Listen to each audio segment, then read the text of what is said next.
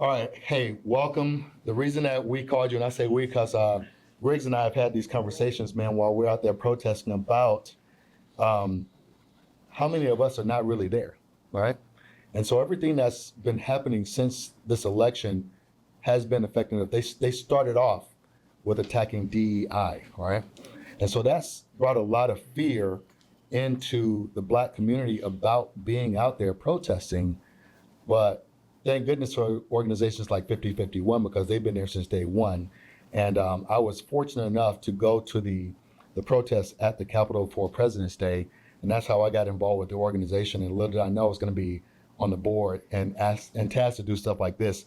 So we wanted to have you guys here because everybody at this table has been a part of the protests. Every single person here has been on that podium speaking about how this election and the climate of the country has affected them personally.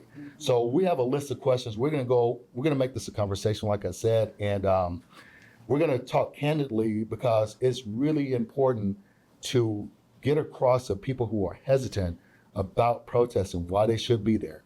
And so Griggs and I are going to moderate this thing. We're going to give each person about 2.5 minutes to introduce yourselves. And once you do that, we're going to jump right into the questions so that we can make sure that we try and stick into that time limit, man. But because I know this conversation can go forever. So Griggs, do your thing, man. Yeah, so I'm just happy to see everybody at the this conversation because, many times me and Q and Dante and Queen and so many others have been out in the street, protesting, and we come home and we get on social media and we get the backlash.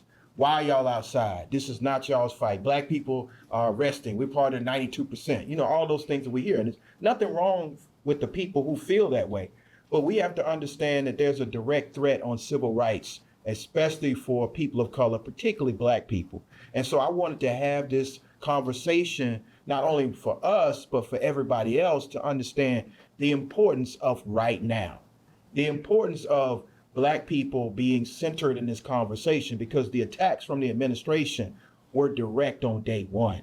When he tried to roll back civil rights, when he erased Booker T. Washington and Tuskegee Airmen and Jackie Robinson and attacked HBCUs and done all sorts of things that have been direct assault on African Americans, particularly Black folks and people of color. And so, Q and I would say, well, we were outside, we're protesting. I saw Charles Blow, no shade to him, at one of our protests saying there were no Black people when the whole front line was Black people.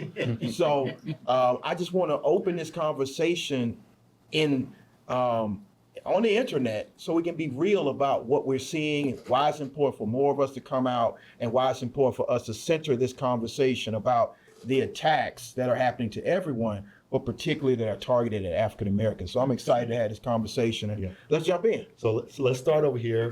Ladies first. We're going to have...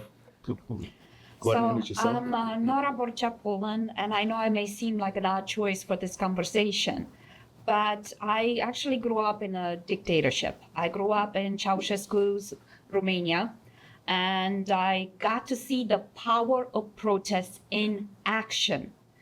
As a child, I saw how protesters caused the toppling of his regime, caused the fall of his regime. So from the moment that we ended up with this administration, I was prepared to hit the streets because I know the value of that. And married to a Black man, I also understood that I was safer than him. And I have a certain immunity to some extent that he doesn't have. And I was not about to let my husband be there on the front lines without my having his back. And the back for our family was being attacked.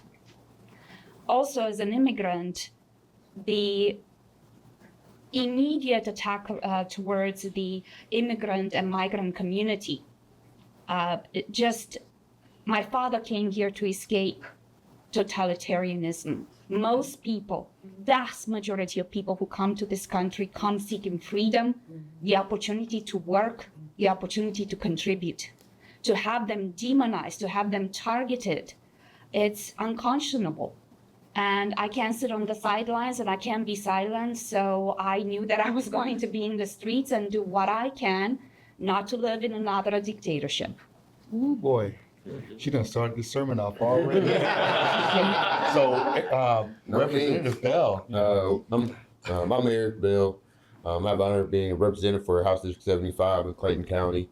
And my story kind of starts with going to the military right after college and getting out actually in the reduction of forces. First time America had $1 trillion deficit.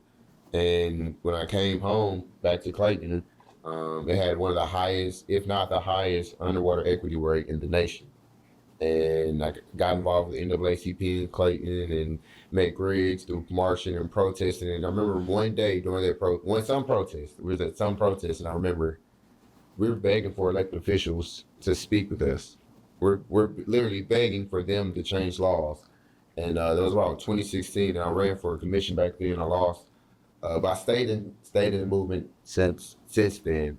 And now that it's changing, it used to be like just Black Lives Matter or we're fighting for minorities or housing, but now it's like, no, we're fighting for the nation. And it kind of brings me back to being in the military where it says like, we're fighting on a front that's foreign and domestic. And never in my life would I thought we would be on the domestic front talking about saving America's sovereignty, preserving America's freedom on the domestic front. And whether it's Kentucky, Alabama, downtown Atlanta, it doesn't matter where it is. Never would I thought we'd be on American soil talking about defending democracy. So that's me. And now that I'm in the House, never forgetting where I came from, I make sure that I want to take, whenever it's time to take off the badge or take the seal and get back in the streets. Yeah, very good. Micah? So Micah, I asked you to be here, man, because it was the People's Day, the work day, right? May 5th. And this brother lit up the stand, man. I said, we got to have him down here to talk, man. So go ahead and, No doubt, son. It's a blessing definitely to be here alongside folks who really do this work, right? My name is Michael McClure. I've been a union organizer for 11 years. Before that, I was student organizing, so I've been in movement work for at least about 15 years or so.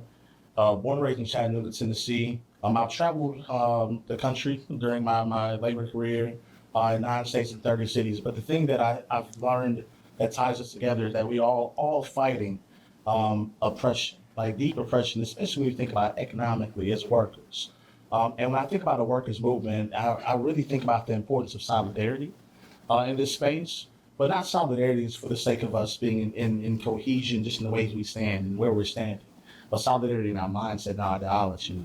Because the fact is, the other side is definitely in solidarity with one another, right? They're standing in solidarity against us when we think about how they're attacking workers of every race, how they're attacking working class families and snatching people out of their homes when you think about immigrant families.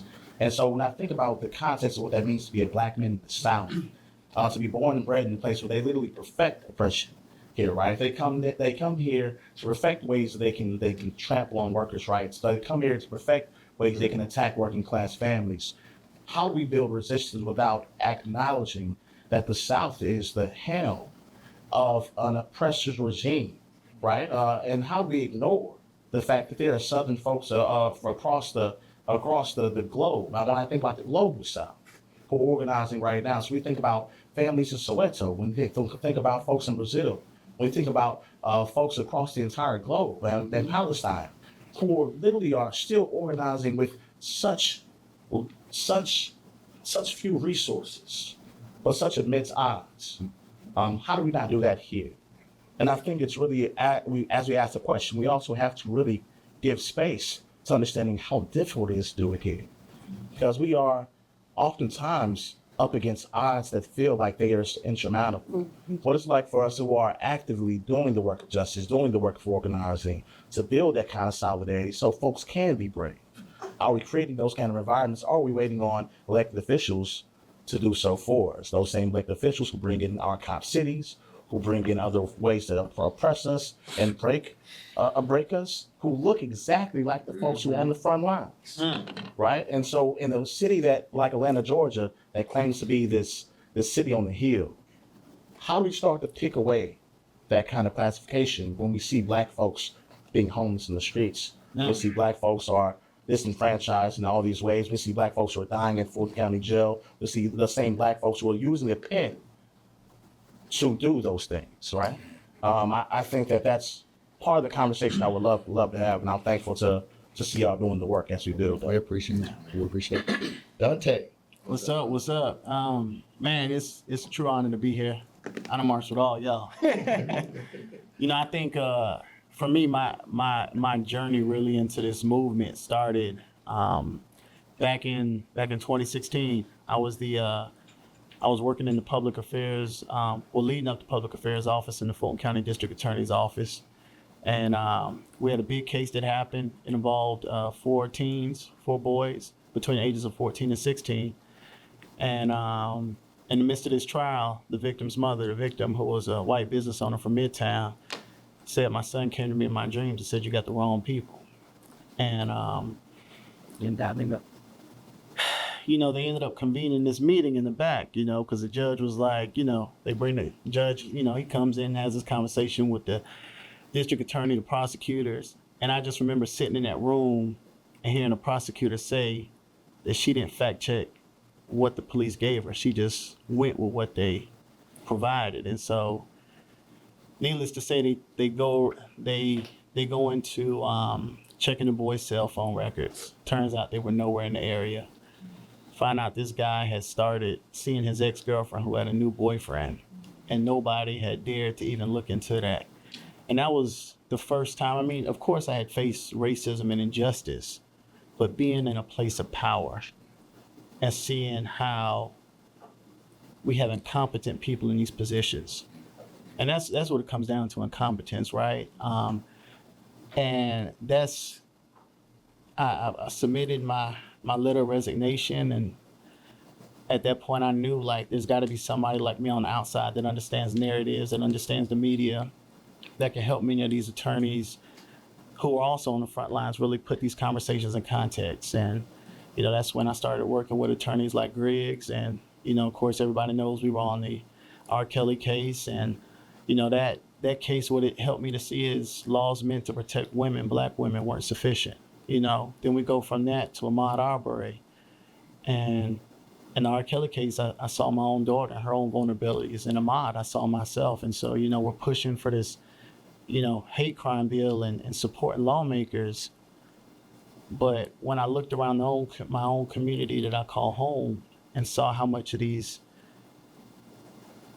laws that really don't support us were still on the books, and I'm seeing a growing, vibrant minority population, for me, it made perfect sense to say, okay, we got to put some pressure on the system. And I think, well, what I'm hoping is on this table as we have these discussions, we all know we have ineffective politicians who are in these seats, you know, and very similar to my man Eric Bell and Derek Jackson, who have gotten up and are running to be that difference. I'm hoping that at this table we can continue to do the same, because we know what the problems are. You know what I'm saying?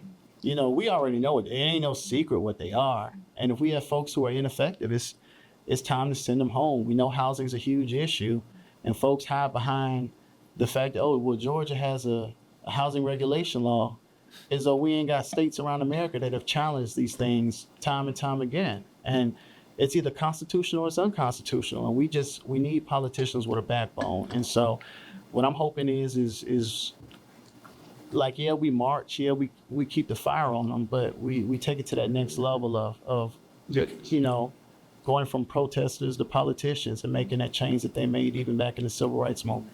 So speaking of that, I'm going to pause right here and one say congratulations to Derek Jackson, because he announced his candidacy. He did it up. So the governor of Georgia, at this now, it takes a lot of nerve and grit and confidence to step up to these positions, man, to run for anything. So congratulations to you for the announcement, man, and best of luck to you. Appreciate it. With that, Derek Jackson. Yeah, appreciate it. Now, first off, thank you for the invitation to not only my voice, but my family's voice and those who I represent to be part of this conversation. So thank you for the invite. I would say this, the question, what does it mean to protest? Right? Who's out there protesting? Because you can just look at that ocean of about 30,000 that were at the Capitol, right? They didn't see 30,000, but you were seeing folks who are husbands, fathers, one that have 7 children, one is a retired naval officer. And when you think about what does it mean to protest, a lot of folks are not out there because their jobs will not allow them, right? That's one, right? Let's be honest. Some prefer not to be out there because to protest means to sacrifice something, right? To protect a loved one, right? That could even well mean going to jail, right? Some prefer not to protest because, they believe it's not their fight. It's somebody else's fight. A lot of elected officials, let's be honest, prefer to play it safe, right? Don't want to step on nobody's toes, right? You're not going to find a lot of elected officials out there. And I'm not casting shade on them, but some prefer not to create ripples or make waves, right? I know when I was a naval officer for 22 years, I could not protest. Prohibit from protesting for those who served in the military, right? And so, depending on one's occupation, depending on one's capacity, depending on one's personal beliefs, what does it mean to protest, right? Because we all have the First Amendment right that's available to assemble, to peacefully protest. And 9 times out of 10, we're protesting against our government. Well, right? Because there's something that's wrong, something in the system that is terribly wrong, and folks are saying, no, you can't do that. You are taking the same Constitution that you tell me to follow the rules, but yet you break the rules.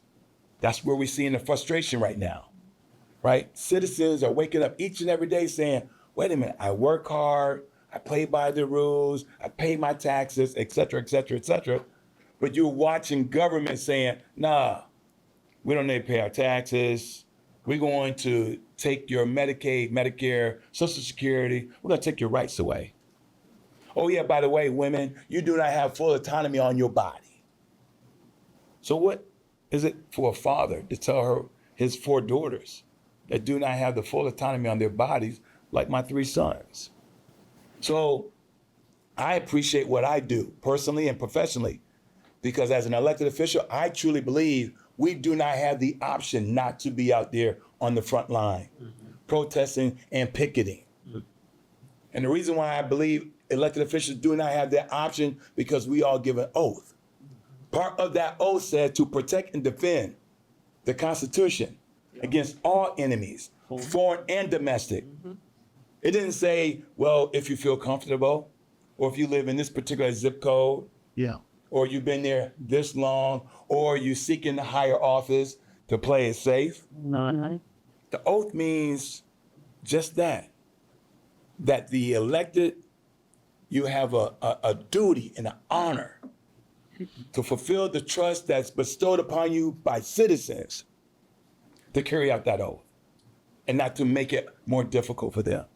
And so I want to be one that says, regardless if I'm running for governor or not, I'm out there, right? Because there's a responsibility, and I don't have a professional capacity that tells me that I can't do something that I could not do when I was a naval officer.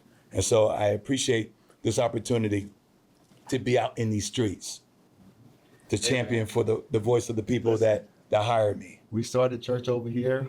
The sermon got stronger and stronger. Come on, Come on now. You're going to make Portia start shouting. With that. Hello, my name is Dr. Portia Mill. I'm known as Queen. I'm a national activist community organizer. I was GAP NAACP. I'm the field organizer for BLM Grassroots Atlanta. And about to start up a veteran-led chapter called Black Lives Matter Grassroots East Atlanta. I'm the Chief Community Affairs for District 58, State Representative Park Cannon. I pride myself in that position because she allows me to still be boots on the ground in the streets, not to be cliche, the times right now. Me and Norris share something in common. We are women and we are females, but unfortunately it stops right there because her privilege I don't have. And I say that I experienced that as a disabled Army veteran. My first attack far as racism, I'm from Alabama, so I probably experienced racism all my life as a child, but your parents are there to maneuver you in how to approach things and what to say when certain things happen. And I did not know that was the covering that I was going through when I was in school. So I'm grateful for my grandparents and my parents for that. Living from Dothan, Alabama, one of the most racist cities in the city of Alabama, and my comrade Rep. Bell and District Attorney Gerald Griggs, President Gerald Griggs, we went down to Dothan, Alabama for one of my classmates by the name of Ward Baker. He was killed 2 months after the police beat him out his shoes in his yard. And it was a false profile. Needless to say, we went down there and we did probably like 2 actions. And after that, the police has not killed one black woman, man, or child since the death of the Ward Baker. I would be remiss to say that black women seems to stand we stand on the shoulders of our forefathers and our foremothers and our ancestors because we are deemed as the strong ones, and sometimes the phrase angry black woman, it could be a double-edged sword because it can either be used to weaponize, but if we speak too far up, we end up being ostracized. And it's not that we're angry, we're passionate, we're strong. We have been built and engraved in oppression to the point where we are made to be on the side of man, And so when it comes to the fight for our rights, we seem to do it effortlessly on the side of man. And we don't have a problem with that because I have a black father, I have a black husband, I have black boys, I have black daughters, I have black grandkids. And if I don't teach them the Pan-Africanism of their history, they would not know how to sustain and be functional when they go out in the streets because we don't have the privilege to say, hey, look, we're comfortable, we're going out the door. Every day, what we have to do is sit back and say, hey, look, you gonna be okay? How you doing? Where you at? Where you been? And that's not only with our young boys, we have to do that with our girls because we want to make sure they can get out in the system and out in the country. That they can get out in the country and the system. That's how I thought the world was going to be here. So it's going to be incredible. Okay, but they get out here in the world and in the system, and they need to know how to maneuver whether they're right or wrong. And that's where we stand when it comes on the front line, being arrested, showing civil disobedience for the murder of Breonna Taylor, for the murder of Rayshard Brooks, being on the front lines for George Floyd, being one of the lead field organizers for the Ahmaud Arbery case for a whole 10 weeks, going through blood, sweat, and tears with the family. Not only you're not able to be a civilian, but it puts you back in military mode. So your PTSD kick in, mental health kick in. You're feeling like you're failing your country, you're failing your people, but it does not take away that I love being out here on the fight and putting on the front line fighting and meeting 50501 Georgia, making sure they understand their history and how to protest. It's not the meaning of have black people, do black people need to sit out right now? We never can sit out at any now, in real time and real life. So yes, I'm glad to be here today. Yeah, this is, I think this is simple said. This is a 50-51 Georgia and NAACP event. I had a conversation with Zach about him starting 50-51 Georgia. So Zach, introduce yourself and. I'm Zach Simmons. I'm 50-51 chair in Georgia, the state rep for 50-51 in Georgia. I'm an arborist by trade, but I put that on the back seat because there's no point in going forward in life. Well, I'm not going to live in a fascist country. I'm not going to start a business. I'm not going to propel the economics of a fascist country, right? And I got out on the streets for Occupy Wall Street, for Black Lives Matter.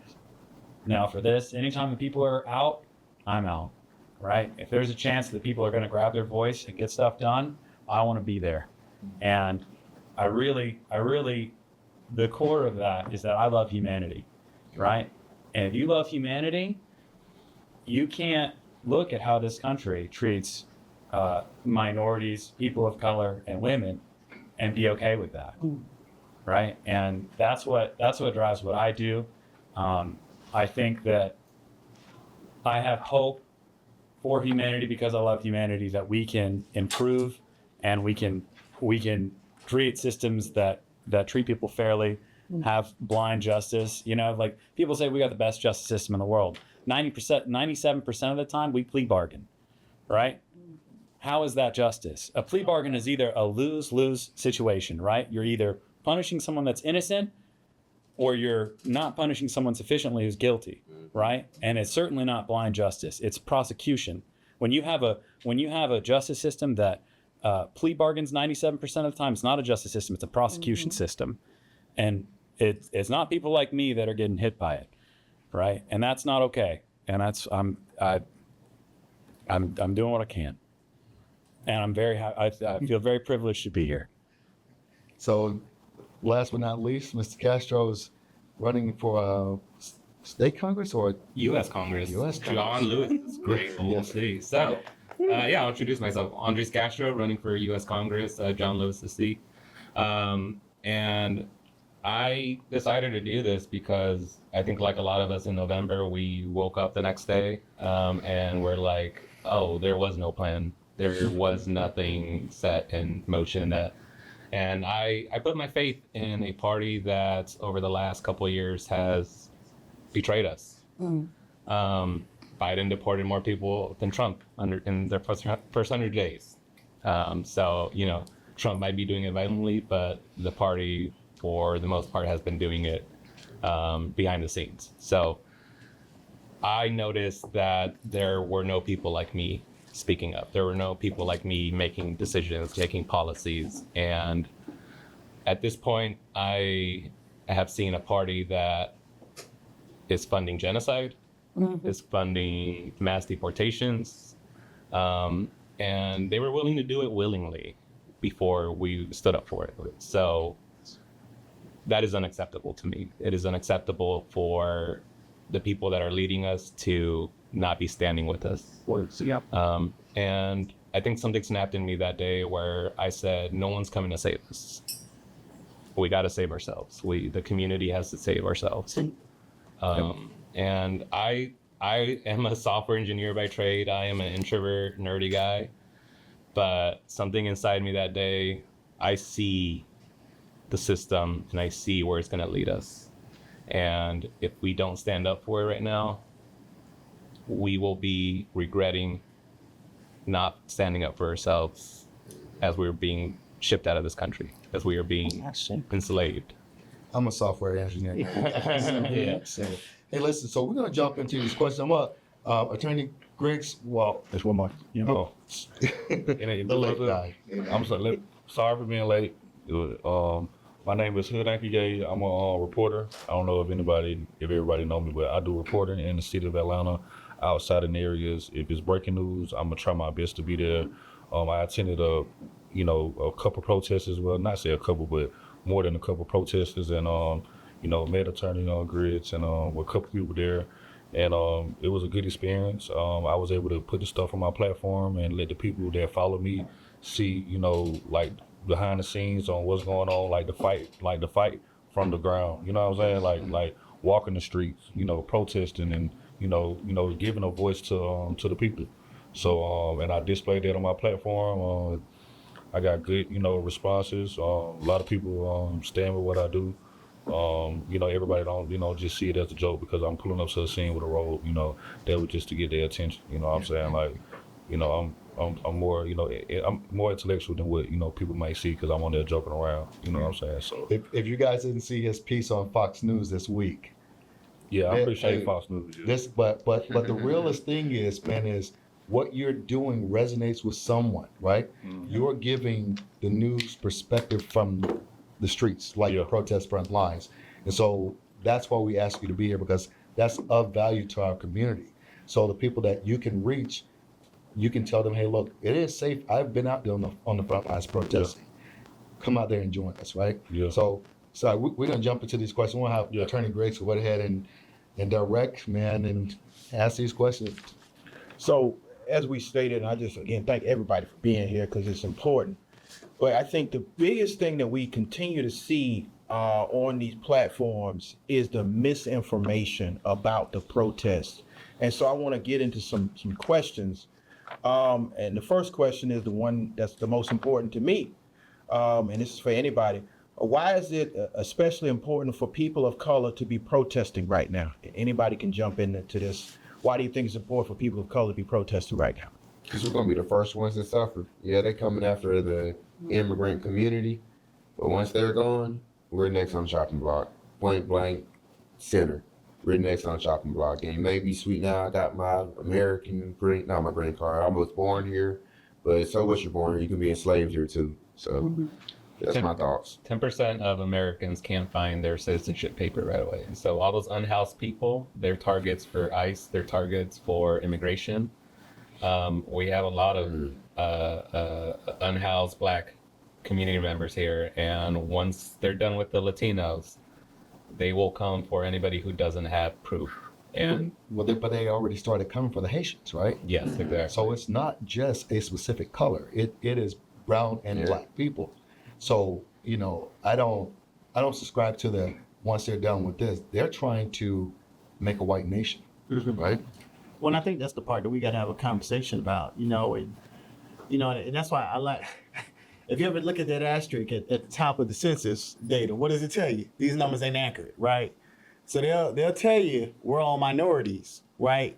But if you walking around Georgia, if you've been to any part of Georgia, you wouldn't look around Georgia and think this room right here is a group of minorities, right? Because it's such a large number of us, Black, Hispanic, immigrant. You're seeing us everywhere.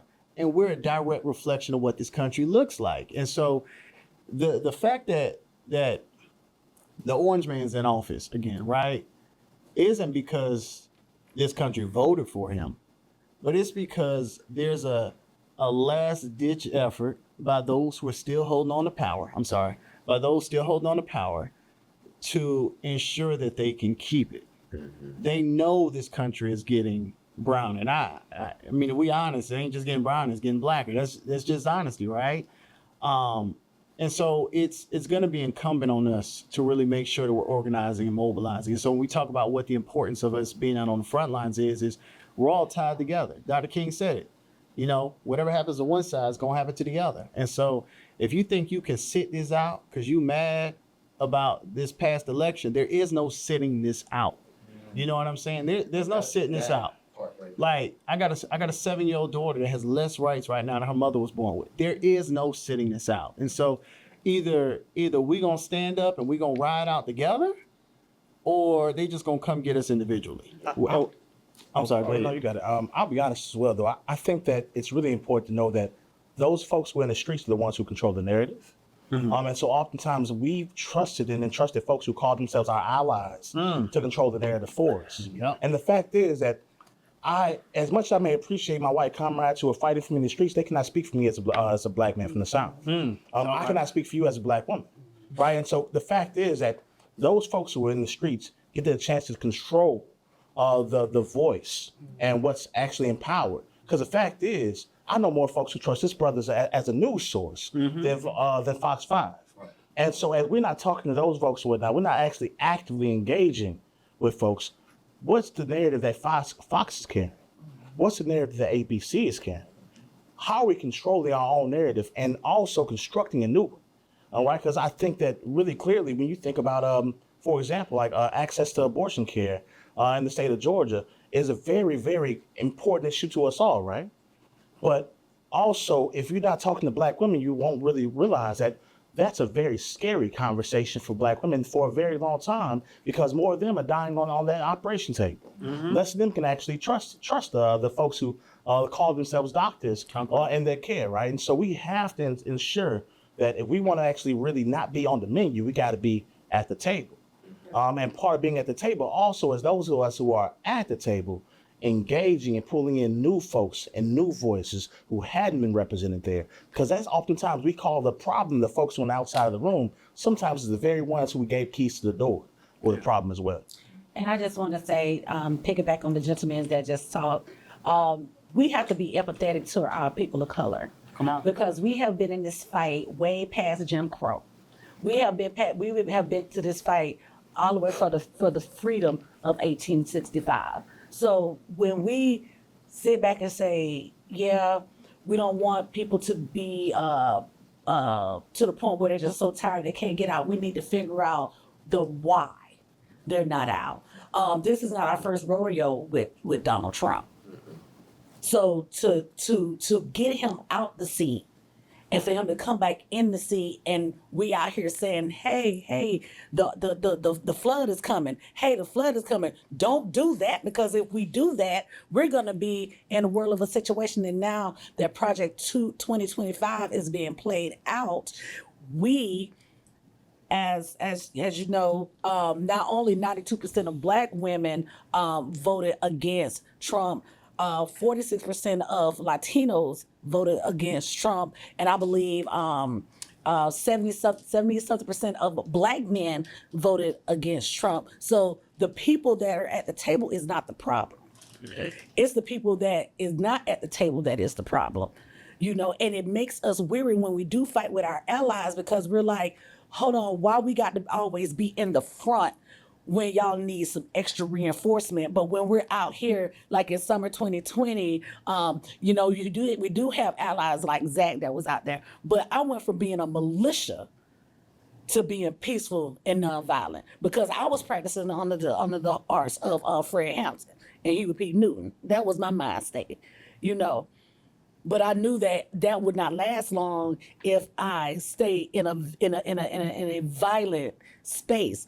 However, what do you do when your children and your husband and your daughter are being killed unlawfully? And you see that President Trump is trying to make immunity so sufficient to the point that that police can use their discretion. And, you know, there is a law being passed where in DeKalb County where officers can do pit maneuvers at their discretion, because they can't contain the young people that are doing these drifting situations with their cars. You cannot say to use the police, to let the police use their thoughts as transgressions when innocent bystanders are being killed. Innocent bystanders are being killed. Children are being killed, like young Lyndon Borkins. I fight for, and there's several of us, and when I say I don't use it as myself, I'm saying it as in a group, that I fight for families that are losing their families. I fight for families that are getting deployed for immigration. It plays an effect. So when you go home and lay down, you're like, okay, Lord, what is the next step? Because this is happening over and over again. The same day Derek Chauvin got convicted for the murder of George Floyd, Dante Wright was killed. You have no idea how much pressure we was up under the day of that protest. We was up under a lot of pressure that day. So we have to be mindful and give our people grace for not being out here, but try to lure them back in with love. Well, think about why we have laws, though, in the essence of your question. Laws are to oppress. Laws are to control. Laws are designed to go against the minority, not the majority. Mm-hmm. Right? I mean, let's just not to simplify the point of your question, but when you think about the laws that governs a woman's body versus a man's body, in Georgia, we have a plethora of laws that dictates to a woman what she can and cannot do to her body. But there are zero 0 laws for a man. And I'm just using gender as an example. I know you said black, but then we can even look at how laws were designed to disenfranchise blacks. I mean, when you look at the Voting Rights Act, that every 25-year requirement, it wasn't for Japanese, it wasn't for European. Every 25 years, Congress said, hey, black people, we're going to reauthorize so you can exercise your right to vote. Talk about it. That was it. Talk about If we look at the 13th Amendment, those 2 or 3 sentences in there, that was the throughput line to mass Slavery. to mass incarceration of black people. Legal slavery. Right? And so when you think about laws, so that's the reason why we have to protest. That's the reason why we have to oppose laws that continue to put shackles around us. We want the American dream just like everyone else. We're going to work hard. We're going to make sure our children go to school on time. We're going to do exactly whatever rules there are that are presented. But unfortunately, the system, and now I know we say the system in the general sense, right? Because democracy is supposed to be for everyone. But there's a system within that democracy that says, you can have 34 felonies and still become the president of the United States. Yeah. So Nora touched on something in her introduction about how they overturned Ceausescu's regime through protests. And so I wanted to circle back. I don't want to feel like we're leaving this dialogue out with, I'll just say white people, right? So you brought up that protests in Romania and how that changed. So tell us, the question was, why do we protest? Why should we protest, right? So it's the history of this country is incredibly complex. So I'm going to be the last person to say why Black people specifically should be out there protesting. That's right. But I will speak to why protesting in general, from whomever feels that they can afford to take that step. Protesting, once you get to a certain volume, you can actually change things. They have statistics on percentages. What is it? 5%, 3.5% of the population. You can actually create perceptible change. And I'll say this too. What happened in Romania is when the protesters started getting out there and getting shot, it emboldened all of us though. It had the opposite effect. It enraged us. We had already been beaten for so long and kept in fear and starved and in darkness and in cold. But the courage of that group of people galvanized the rest of us. We couldn't even hear about it on TV. Sounds familiar? You know how we heard about those protests? No, this was way before social media. It was Radio Free Europe and Voice of America, the very organizations that are trying to shut down. Those were the organizations that we got to hear on our radios, those frequencies we could reach from Romania and hear about what was happening, and that galvanized more of us to get out in the streets. Right. And what ended up happening was the military turned against him. When more people got out there, especially young people, the military didn't want to shoot their friends, their family members. So they turned against him. So there's power in volume. There's power in us getting out there and making our voices heard and emboldening others to join us and to make ourselves heard. Because at some point, my family is still mostly abroad. Vast majority. My mother is in Romania, my sister is in France. They tell me about things that they don't show on mainstream media here. They're showing it there. So we need to reach that volume. And that means a lot more white people need to step up because we are the safest. And whoever else feels emboldened when you have more white people, then the brown and the black people will be safer amongst us. That's right. And the history is of brown and black people and the marginalized.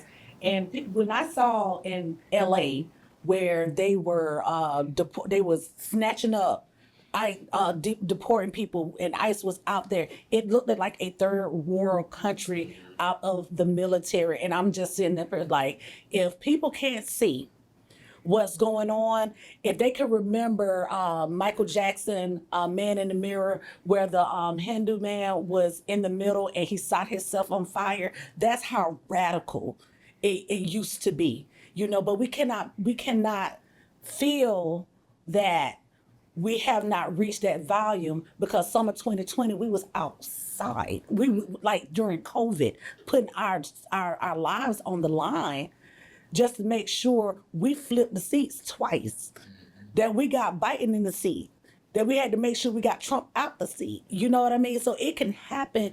It's just that blow. And I'm speaking for people that's not here. It was that blow. It was that heartbreak. It was that I can't believe we're back at it again, because black people and brown people suffer from PTSD from just living, and when we don't, and if we don't find a common ground to realize that this protesting is not a right or wrong, and it's not a competitive state. And what you said was y'all took that fight from someone that got shot and got somebody up out that seat. That is exactly what protesting does. That's exactly what protesting does. Speaking from the perspective of an organizer, just speaking from the perspective of an organizer, when you think about like mass protests and mass actions, they always are preceded by like one-on-one conversations. Mm-hmm. They're preceded by folks going house to house and building power. When you think about the power of Montgomery bus boycotts, right? There was something that we may not recognize, right? There was a huge loss they suffered in Macon before that led to them creating what they call Project C. Project C was an organizing plan to break down the structure of Montgomery, to break down the business class in Montgomery, but they also knew how long they could go, how long it would take. There was that level of strategy and intention. Right, and they also saw these social clubs that were there, car clubs. There were folks who just like they're playing dominoes and cards. They organized these spaces. How many of our movements and our spaces and our elected leaders, especially, organized folks outside of an election season? I ain't talking about y'all, because I see y'all outside all the time. Yeah. Right, but I think about when it comes down to like us actually building power, we have to depend on something more. That's right, and again, protest is essential. Right, because I think protest is an opportunity for us to show that kind of mass action, but also like what are the daily kinds of protesting we're doing? What are the kind of daily kinds of organizing and galvanizing a more radical culture? Because the fact is, if we intend to like break this kind of regime, we can't no longer depend on like business as usual. Because even when I think about 2020, right, like 2020 was an amazing time. We were outside, we built so much power, we did so many things. We said we need police reform. We need to make sure we build power. We need to make sure that police are retrained. And you know what they did? They created Cop City to retrain them. They created a way to make them more radical in their way. So what ways are we becoming more radical and training our own regimes to combat that? Yes. Yeah, and I think that's the important point, and I think that's where the culture has to speak, because we were there all 2020, and what was happening outside, what people were calling for outside, was not the same as what the people inside were hearing. Mm-hmm. And so I think that to speak to that radical reimagining, we need to continue to have these conversations, because as you said in Montgomery, it was the inside conversation of the Montgomery Improvement Association that built that power for that most successful boycott in 70 years. And we currently have another boycott that's happening right now that's equally as successful. And so what I think what we're hearing here is a full understanding of what protest is supposed to look like, how it's supposed to be built, how it's supposed to organize, how it's supposed to control the narrative. And I think where we lost it in 2020 was we lost control of the narrative. Because let's be clear, when we were outside protesting, we were saying no justice no peace. Nobody was saying, give the police better training. They were saying, lock the police officer up who violated the public trust. And so I think where we have to make sure we understand as a people, and I'm speaking to Black people right now, there is a direct attack on our civil rights. Just a few days ago, there was a federal judge who ruled it's okay to shoot an unarmed man who's surrendering in his face in Atlanta if you perceive his hand is a gun, or he may have a gun, or he could possibly think that there might be a gun. So I think what we need to understand is, yes, we need our coalition members to be present, but we also need to understand the strength of our ancestors. And the biggest thing that I hear, the reason why certain African Americans are not outside is because we are afraid that they're going to enact martial law. Let's be clear. Our ancestors were never afraid of martial law. The last time martial law was enacted in America was in 1963 for the Freedom Riders. So I don't think John or CT or Dr. King would have been afraid of martial law. But let me be clear, as an attorney, as somebody who goes into jail after jail after jail, martial law is not going to look too much different than what we're already experiencing right now. Martial law is mass incarceration. It's a continuing to proliferate dangerous jails like the one in Macon that looks like something out of Attica. And so what I want our people to understand is, if we go outside, we will be protected. And I want y'all to speak on that. The peacefulness of this protest, the lawyers that are present during these protests, the legal observers that are present. If you do get arrested, the fact that you get out and your record is clean.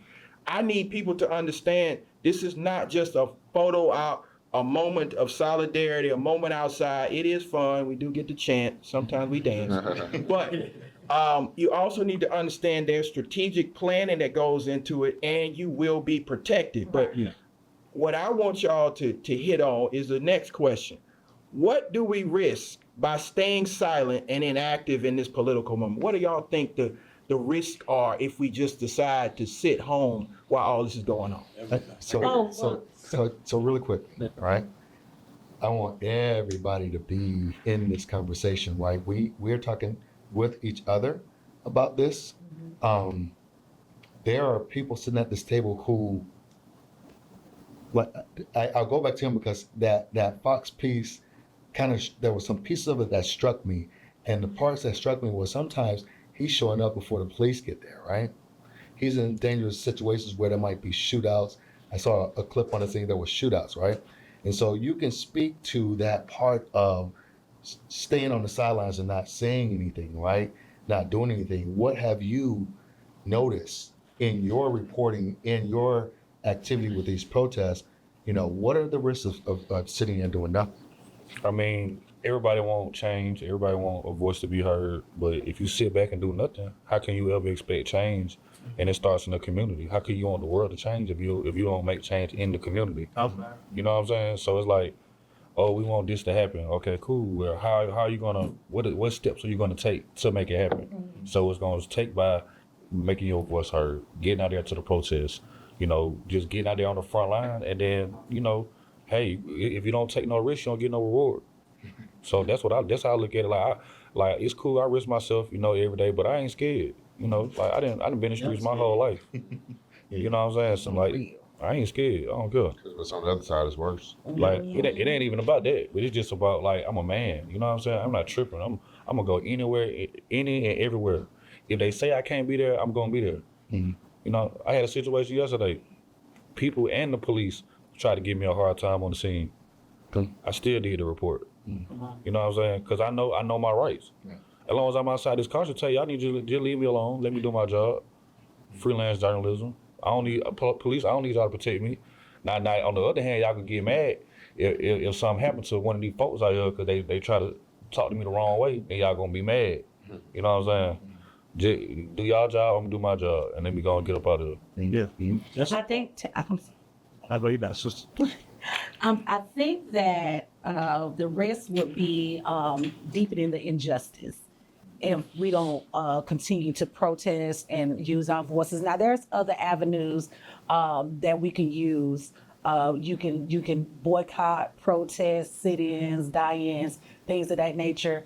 But if we don't speak now, it's going to cause a normality of discrimination. It's going to cause the loss of our motion in getting democracy, liberty, and the pursuit of happiness. So it's something that needs to have a sit down. That is a question where we need to sit down with the people with the same table so we can get an understanding on, well, why y'all feel like, we don't need to do this right now. Why y'all feel like what do y'all want us to do if that's not to be done? I'm personally tired of the people that's complaining not doing it.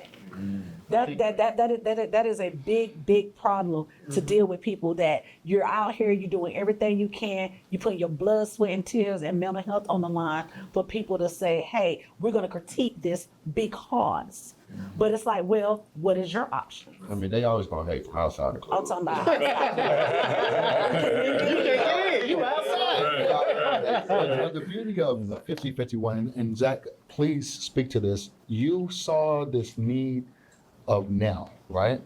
And so, without thinking about risk, without any of that kind of stuff. So what have you seen about the standing on the side doing nothing? Why was it important to you to start acting now?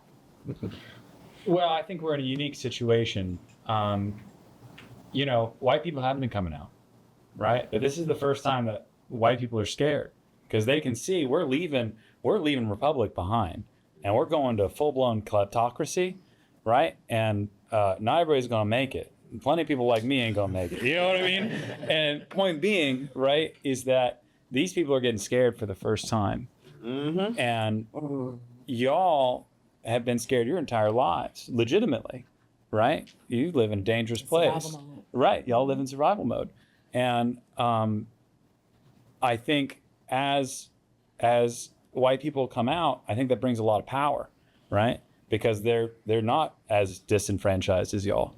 But, they're also, we got to figure out how to get them activated and understanding y'all's situation, right? And I think for the first time they might have, it shouldn't have been this hard, right? Martin Luther King wanted changes a long time ago, right? And I think we're paying the moral cost for not making those changes back then, right? If white people had made these changes in the 60s and 70s, they would have had more representation and they wouldn't be in the position we're in now. Right? We let the corporations and all this other stuff walk all over us, and that might not have been possible if we had made the changes they wanted to. But we didn't. That's why the people of color feel like they shouldn't be out because they feel like, hey, y'all finally figuring out that this is not our mess up. And you're not wrong. You know what I mean? It is. But to that point, right? It is our mess up, and the reason why it's our mess up is because 89 million people didn't vote. We were included in that 89 million. So had we did our job too, and so I don't subscribe to this part of, well, we voted in November. Well, what about your friends and family that didn't vote, right? But if we would have had the turnout that we had for Obama and previous, we probably would have won, right? We wouldn't be having these conversations right now because people looked at it, they were convinced that it was a lesser of two evils, right? Well, our voters did go independent as well because of the Biden and Harris. 89 million people didn't vote. Yeah, that is All those true. people that voted for Trump, it was an obvious one is good and one is bad. It shouldn't even have been like a race. Right. You know what I'm saying? So many people that didn't go out, shame on you. But shame on the ones for that those that voted for voted Trump. are. Right. Yeah. Shame. It shouldn't even been a contest. Right. It So shouldn't it's been an not all the way on argument. the back of the 89 million that didn't. Those 89 million probably, most of them probably voted before, but they didn't see a candidate worth that. Well, and I think piggybacking on what you're saying, right? It's incumbent on us, right? The people that are in the room. We all in the room. Let's keep it a buck. We are all in the room. We know who our elected officials are, right? We know where to pull up and find them because we do it at these marches. You know what I'm saying? It's on us. So I sit on my daughter's PTO board at her school. I'm on the school governance council. It's when you see the conditions these folks are in, right? My daughter's school is 87% economically disadvantaged, right? We can't be over here mad at them if we ain't holding the elected officials accountable to change their lives. We know in the city that I'm running for mayor, that 30% of public school students up there are homeless. We know that. Ain't nobody doing anything about it, right? And so if we're being honest, if their lives haven't gotten better, what's the motivation for them to go vote? The motivation for the folks in these corporate offices that show up. I mean, think about it, right? Back in 2020, we all saw Delta, right? What did Delta say? Oh man, if we don't get this government bailout, man, we going out of business in 30 days. Yeah. 30 days. We was on their But neck. we laugh at folks who are living from paycheck to paycheck, and you got a corporation right now saying, hey man, if y'all don't help us out, but what are the people on the bottom saying? When y'all gonna help us? We're giving these corporations tax cuts, right? While the working classes are the ones funding our government. When do they? Politicians Yeah, are taking. yeah. But what I'm saying is, but when do the people get a break? When do they get a tax cut? Because these are the folks asking Here's us. the answer to when they get a tax. Huh? You get a tax cut when you start showing up for yourself and your community and being more involved, right? I think there are more ways to Because- show up, though. Yeah, but what I'm saying is how many people are so busy that they don't go to city council meetings, that they don't go to school board meetings, that they don't even go to the The gym and single work out, mothers, they gotta right? work 2 or That's 3 the survival. jobs. They might be going to the meeting. But I get it. And then a lot of states Yeah. don't even have early Yeah, but voting. what I'm saying is in order for us to have, we gotta be involved, right? And we gotta be involved. And that's the part of the conversation right now about this protest. We gotta be involved if we want to change something, right? Yeah, I agree with the involvement, right? But I think there are tiers to involvement. Like I think protests like is an amazing way to really empower folks to ensure we can build community, but also to push back against like regimes, Yeah. right? Like push back against systems. Because how do we like? But also to me, part of that system is the electoral system we currently have. Yeah. Because when you think about it, there are folks right now who are having conversations about how neither party is serving them, right? I myself, I'm a member of Working Families Party. Working Families Party is very progressive. Right. Also, to me, that's a litmus test for what I think about what a candidate should look like, right? But also, when you think about what are the litmus tests that folks are seeing, and then when they go to that voting booth, because the fact is, if my litmus test is, can I actually make sure I can afford my utilities or not? Right. If that's my litmus test, then all these politicians failed. Right. Yeah. If my litmus test is, does my hood look any better Right. than it did 10 years ago? No. It don't. You fail. Yeah. And so that's whether you got a DRR by your name. Because I think the thing that we have to see protest is it is an ultimate form of resistance, but that resistance is only based on getting me to a voting booth. There's no longer resistance; it's compliance with another system that hasn't worked yet. And so I think we do have to be engaged politically. We do have to be involved as far as voters. But I always tell folks, I'm the organizing director of Black Male Initiative, right? And what I always push on the black folks you're talking to is making sure that we understand that when you vote, especially when you vote in national elections, you're always choosing your opposition. You're forever choosing your opposition. Because the fact is that folks with these by the name and ours by the name have literally put us under their boots. Talk about it. But the folks who I can trust, this brother's from the people.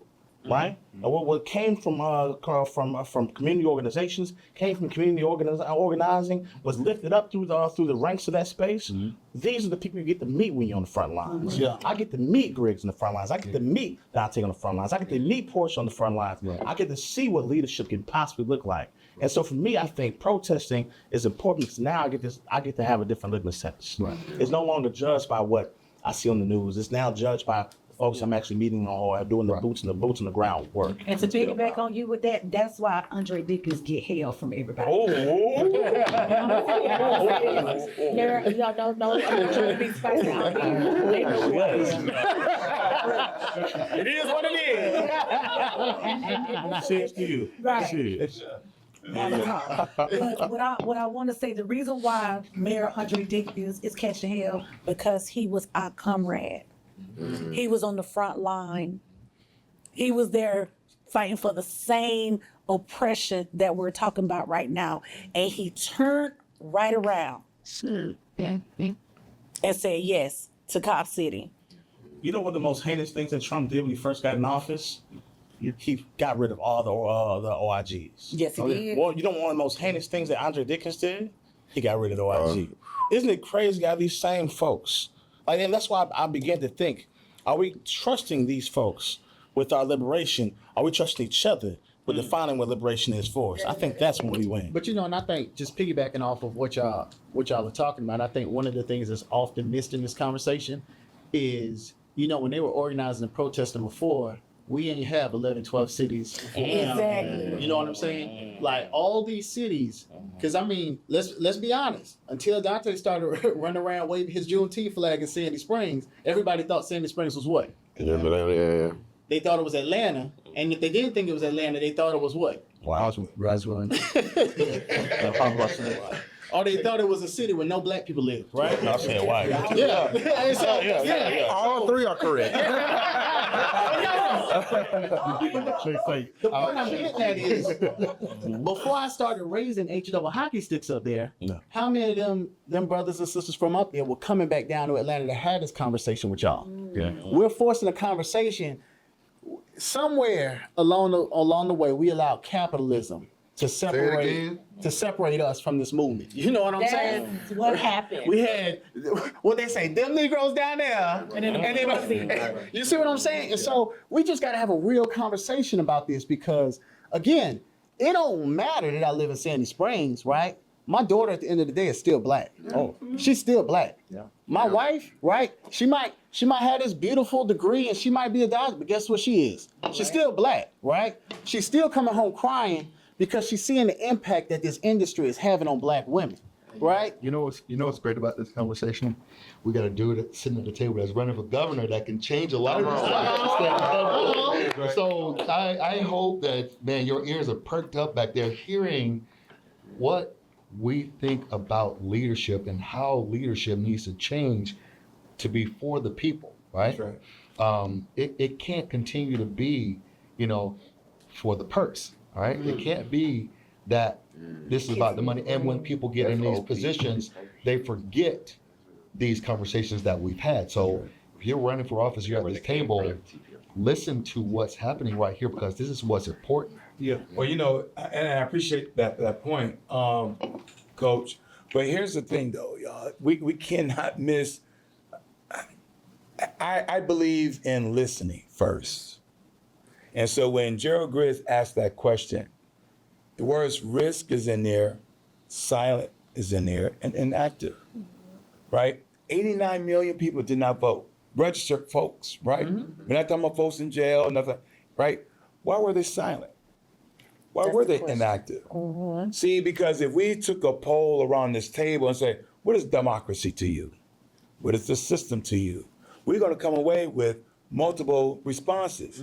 And so I would say, right, as one that's crisscrossing Georgia and saying, why didn't you vote? And not beat them up. Because I need that voter again. I need that voter again, right? Because our level of pain differs from each one, right? Right? And so my question to this august body, when we ask the question, what's the risk? Why were they silent? Why were they inactive? See, because sometimes the system created that, Analysis. that Frankenstein, right? If we start to remove Civics 101, because some folks think that we only vote every 4 years. And that's not true. Right? We've been conditioned to think that we only need to vote every 4 years. I've been telling folks, are you aware of the PSC that's happening right now? Well, the first response, Dante, is, well, what's the PSC? So I can't beat that person up. I got to educate them. That's right. I got to build awareness. So that way we can empower them. See, those civil rights activists, those icons who are no longer with us, they used to be in the basement of somebody's church, and they were educating folks, right? They're bringing a speaker and say, tell us what happened in your country or what happened in your city. And then we figure out how to mobilize, right? See, as a retired naval officer, we always are strategizing. Always strategy. How to neutralize the enemy. That's right. Right? We don't get upset. We're calculating. right? We know, okay, what's our ground game? Who's going to be the voice? It ain't going to be AJC, so I need to go to this brother right here, right? And so, what's the risk, right? Why are they silent? And how do we mobilize them? So that way we can reach our destination of how they did it, right? They ended up with voting rights. They ended up with civil rights. They ended up with all these things, and they were even elected. And we can't forget about the fact that during all these movements, we had folks like Ida B. Wells, who was documenting, who was educating, who, while you had the activists, you had somebody that was also getting the word out. And that was part of the conversation that me and Hood Anchor Ye had today, right? We were sitting down and we were conversing about why I'm running for mayor, what powers do mayors have, and it was crazy just even seeing how many comments were coming up in there. I was like, dang. So now, not only am I talking about the platform, but I'm trying to answer these questions, right? And the problem is, we are not having these in layman terms conversation about what politics is. Everybody's saying, oh, we need a message, No, we don't. We need to have a conversation. The message comes from the conversation. But if you ain't talking to the people, now you're looking for a message. And that is what I call giving out fluff. When if you're not talking in layman's terms and you speaking real over the top wording and you're using your wordplay just to get a feel, that's not helping the people. That's hurting them. You have to have That's how Trump won. Yep. Right? That's how he won. And literally, I didn't mean to jump in there. No, go ahead. I literally had that conversation on a bunch of policy advocates Zoom call. They were trying to figure out how to message about the tax bill. And I told them it needs to be simple. Big, bad bill. That's simple. 6th grade level, because people don't want to hear word salad. I mean, it felt like I'm in grad school, and I went to law school, so I understand some of it. But I don't even want to think at that level. Make it real simple. You're gonna cut this, they're gonna cut this, they're gonna cut that. It's gonna end up being very bad for you. That's right. That's real simple. I think that's why I do good with what I do, because I keep it real simple. Yeah. And I tell people all the time, less is more.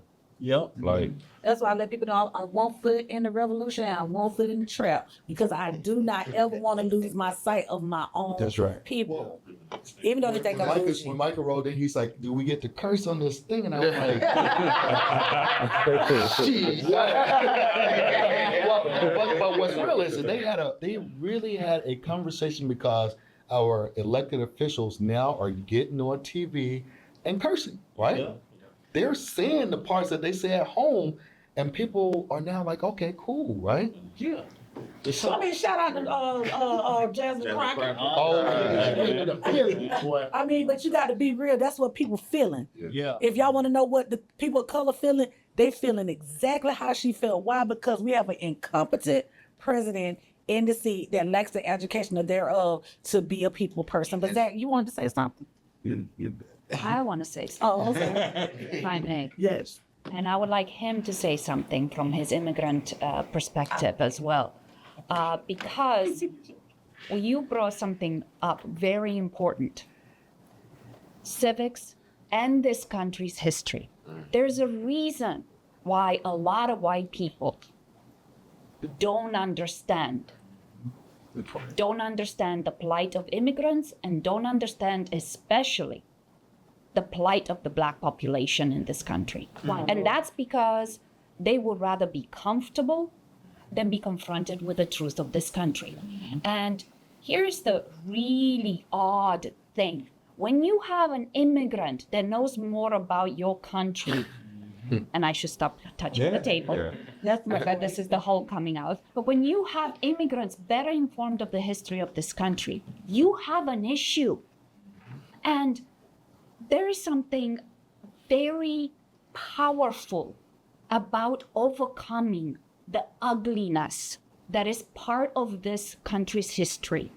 Does it have beauty? Does it have power? Does it have all the things that we beat ourselves on the chest about at every Olympics and in every other space?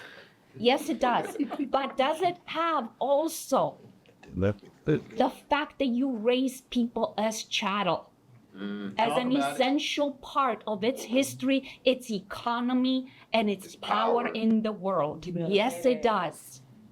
And white people in this country, Americans, need to own that.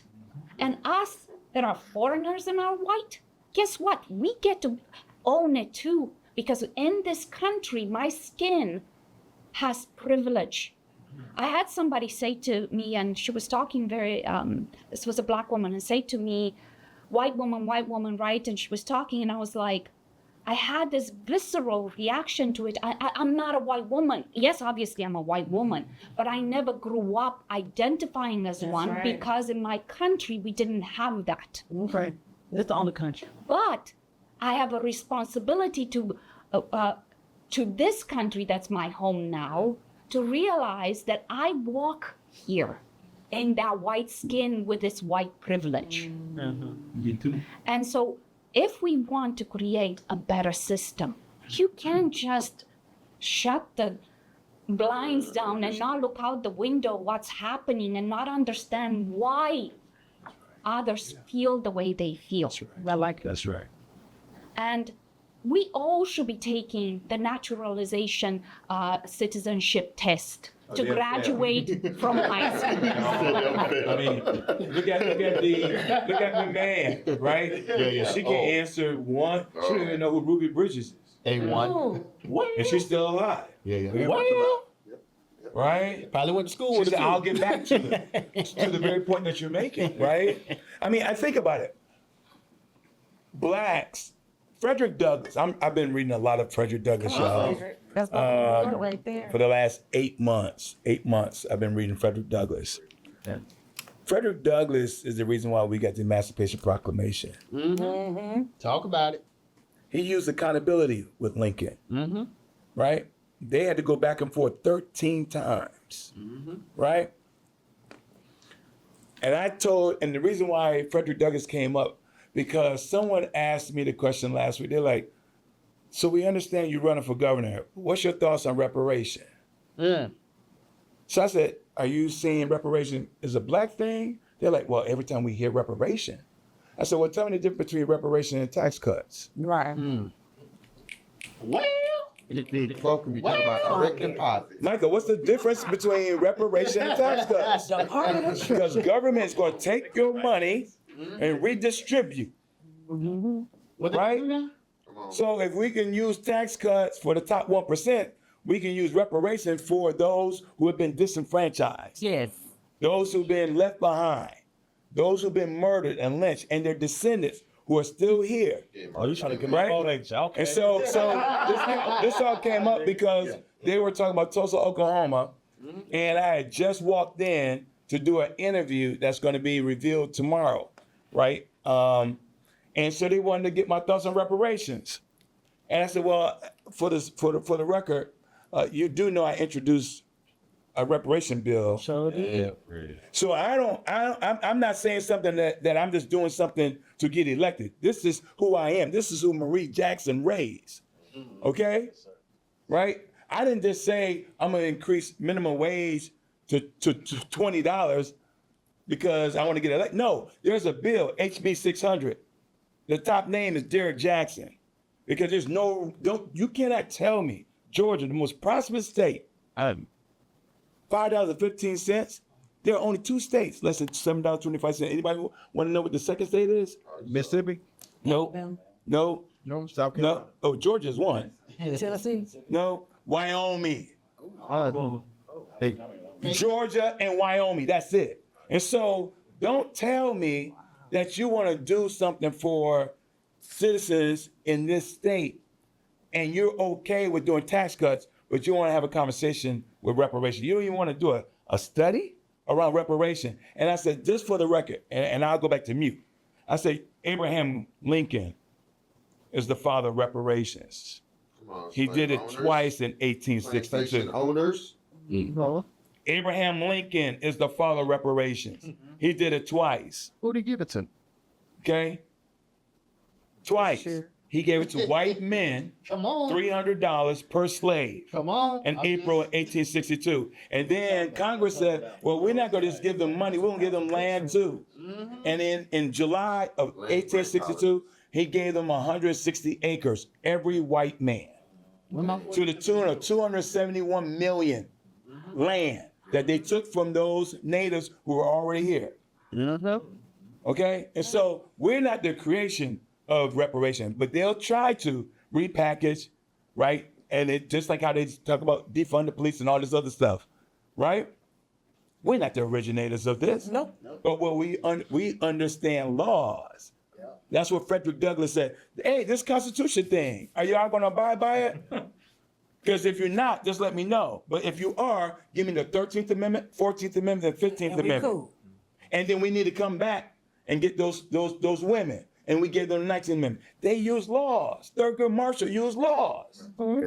Abraham Lincoln, right? If y'all gonna use laws to help your own, when we need laws to protect us. And that goes back to your first and second That's the point. thing, though. The laws work, but it doesn't work for the brown, black, and the What's marginalized. at risk? The laws that they use are at risk. That sovereignty that they had is at risk right now. So those same, and pretty soon, like habeas Christie is no longer a thing. You can snatch a person out the street and no lawyer at all.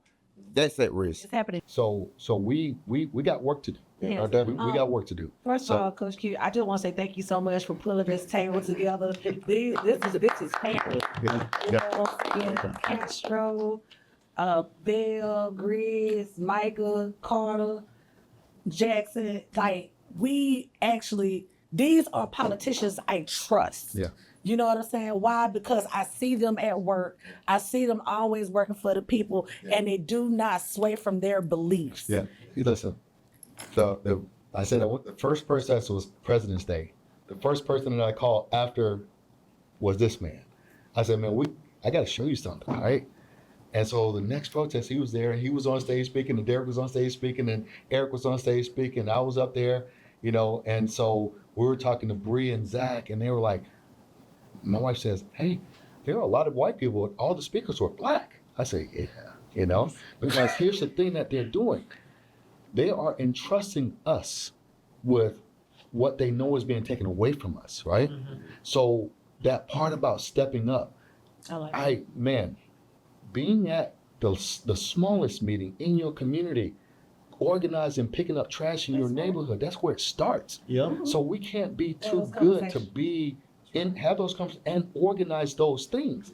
Because Trevor Noah put up a post yesterday. He says that the thing that we had that was the strongest was community. And we got talked out of that, and now it's being sold back to us. We pay for nannies. We go pay for food to be delivered to us, right? We're paying for our houses to be clean, our yards to be done. All the things that we had as a community that we were doing together, we're now having to pay for those things. So how do we get back to that part of our community where we are together and we offer that to each other? So right? myself, Gerald, Eric Bell, and President Griggs, we had a panel discussion with Indivisible, and we vowed not to fight in silos anymore. Right. You know, because it doesn't work. You cannot win a war fighting separately. And so when you were saying what are the things we could do, and I'm glad you was talking about community initiatives. Community initiatives is the best number one thing to reach out to people to get what they're saying. Now, some people gonna come at you real crazy about the reparation, right? Some black people gonna come. Right, about reparation. You gonna get some money too, right? But you know you getting paid for this. But to not be distracted, listen to what they're saying. Override the passion and listen to what they're saying, because that is how we get back into community. The first thing he does is listen. Right. I really wish there is a way to, I don't know when this happened, but somebody turned the police. I remember growing up and knowing the police officers at school, the neighborhood. They came and played football, basketball. You know what I'm saying? They'll play with the dolls, with the girls. However, I'm just being real. However, somewhere down the line, they have been programmed to feel like that the people and the communities are the enemy. Last time I ran on this, I said, look, the police officers that are policing our communities now are not from there. That's right. So they're not invested in that community because that's a job for them, right? If I live in that community and my house is around here, I'm going to be concerned about my neighbor who's on drugs, my neighbor who's doing whatever, and they're going to come to me first because they know that I'm a law officer and I can help with community. But if I live in Roswell and I'm policing down in Atlanta, That's not and my I already community. have this opinion of black people, Fine. then I'm already gonna think that, I gotta meet this quota, and do this and shine. So this is it a way. legislative thing, or is it a thing that has to be fixed? It's or- it's a all hands on deck thing, right? It's legislative, but that comes from the community. The community should be now. Legislators know what they want. Legislators should be aware of those things and make laws in favor of that, I right? think that's a piece of it, right? I truly do, because I think that there's importance in making sure that folks who police a community are from that community. But also, I think that there is something that has been infused in policing that goes beyond like what your zip code, right? Yes. Exactly. When So, in so the for me, it's like military, yeah. I've seen these folks treat their neighbors like enemies. And so when I think about the insidious nature of racism, when I think about the insidious nature of racial capitalism, like this is what's infused in this body of policing at this point. And so even these folks who went to the same high schools with folks, they take pride in hurting and harming people, right? And so I think that we have to really understand and restructure our way we see public safety. Yep. Because for me, like, if we're still leaning on police officers who are literally trained in the system of racism, trained in the system of misogyny, protect trained in the property. system like to protect capitalism, To protect because property. also again, it still goes over to a conversation about capitalism that we have not had as a movement overall. When we start to think about what a general strike can look like, we start to understand that if we have millions of people in the streets who are building power intentionally and pushing against that regime, those people who are your neighborly police people will be the first ones to knock on your door and hit you in the head. They'll be the first ones to knock on your door. That's what's happening right now. That's why ICE agents have masks over their face. So they can Because they're not hide. just kidnapping random people. They're kidnapping their neighbors. They're kidnapping people they're kidnapping people who they've been to your door. Exactly. And wait for it. They're kidnapping people who that they've seen in restaurants and they've heard the conversations with. These are agents in your community. That's why they wear masks, right?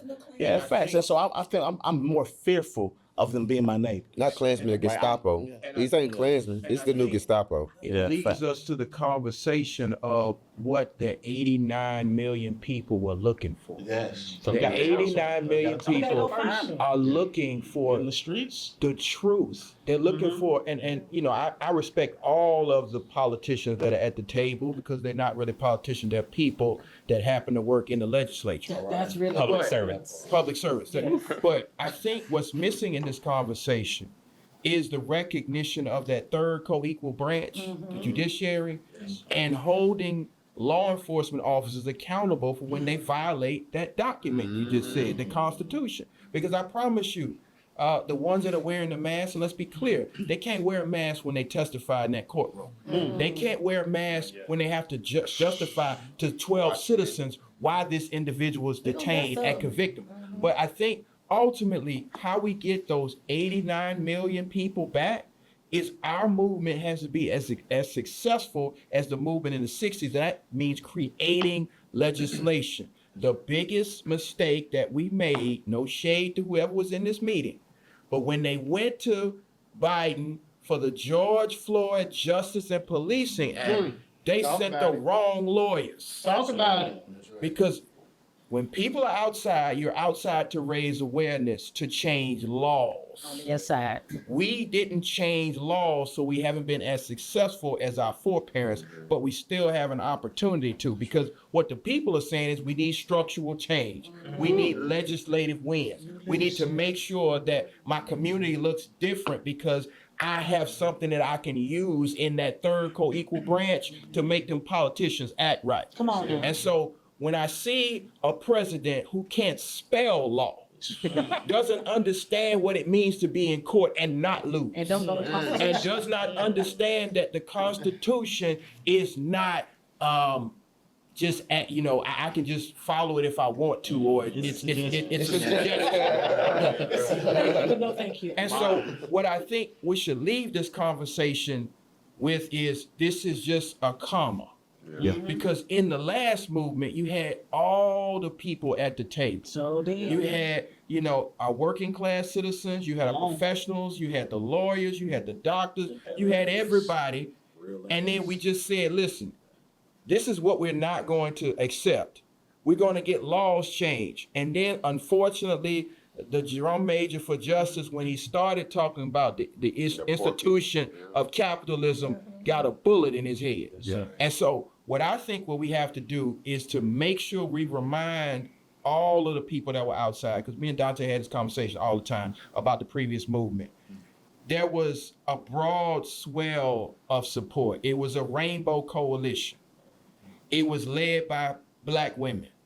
It was led by LGBTQ folk. That's right. It was definitely led by some preachers. But there was some other folk in the background that they don't talk about. The lawyers.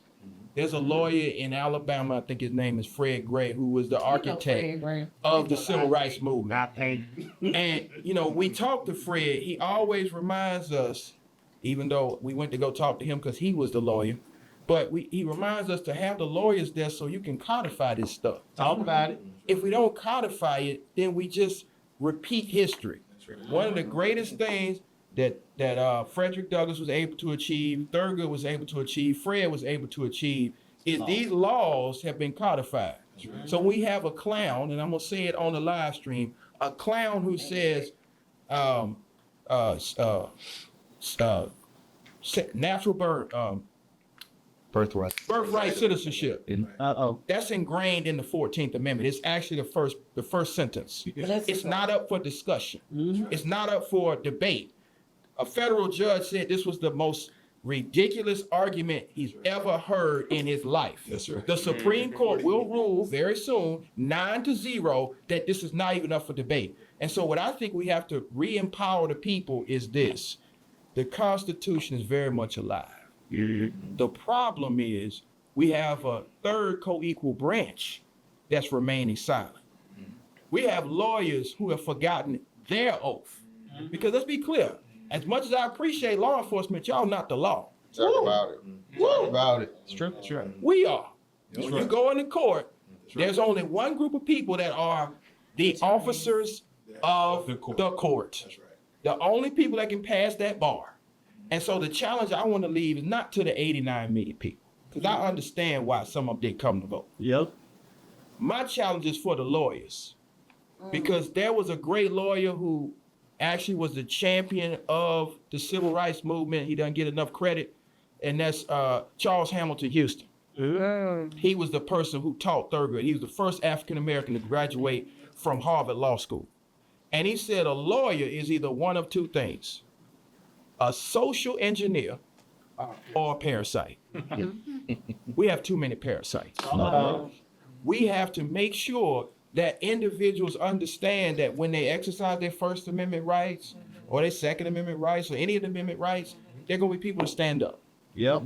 There are lawyers in this country, namely the Attorney General of the United States, who has forgotten her oath to the bar.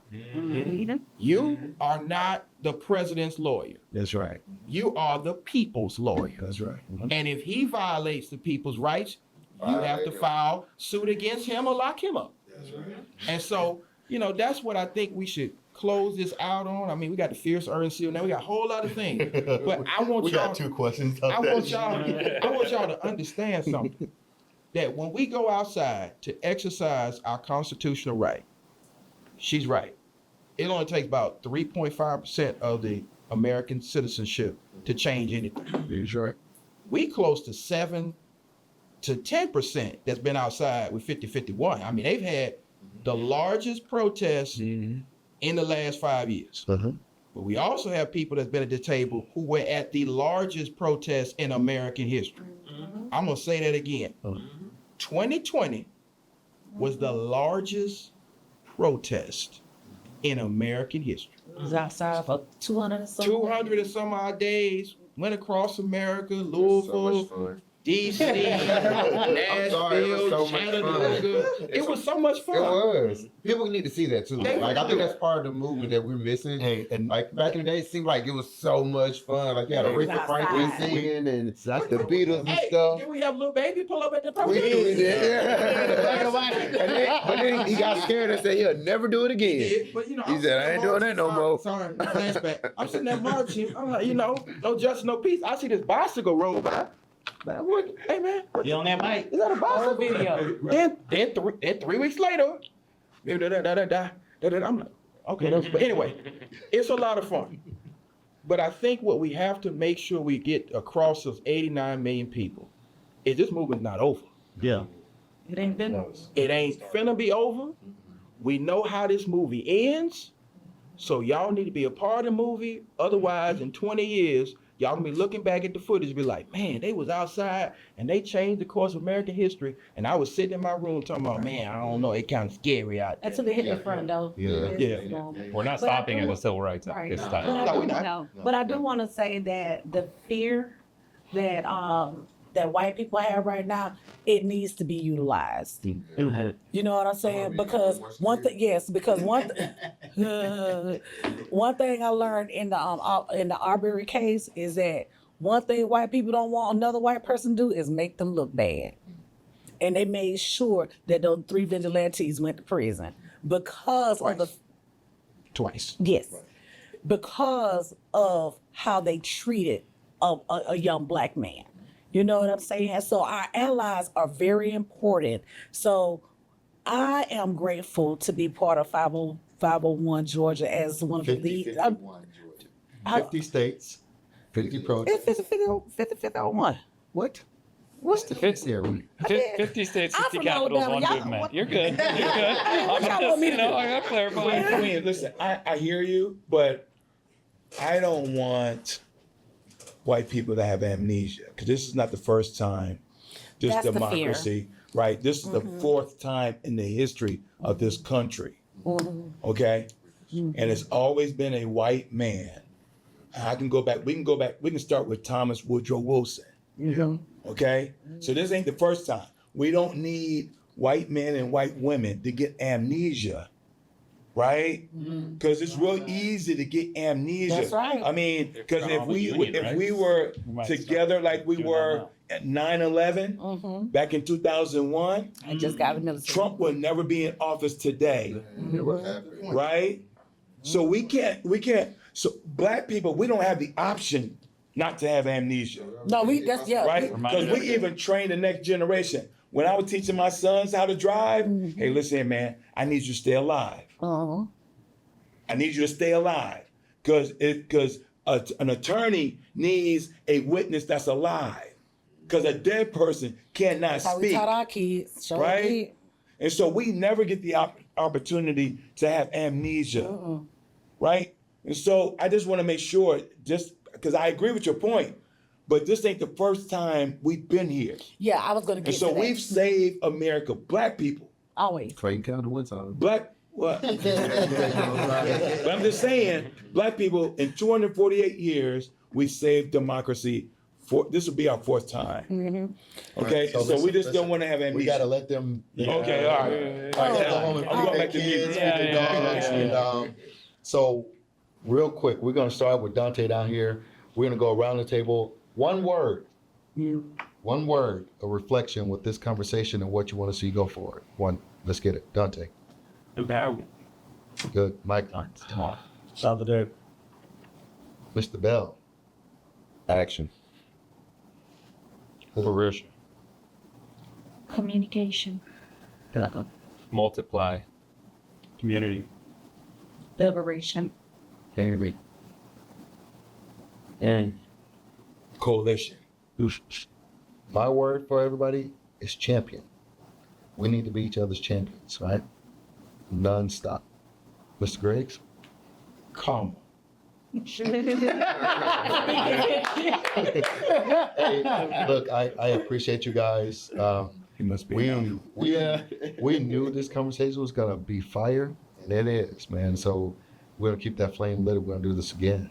So appreciate you guys. If I may say that this just for white people, it's important to be in these spaces and hear these types of conversations. So please invite white people, no matter how uncomfortable it may make them, it may make us, right? Just we need to have these uncomfortable conversations because yes, and I know we come from the fitness world, but you don't get to win anything without experiencing discomfort That's and right. without effort. That's right. So it's okay to be uncomfortable and to experience discomfort because it makes us better.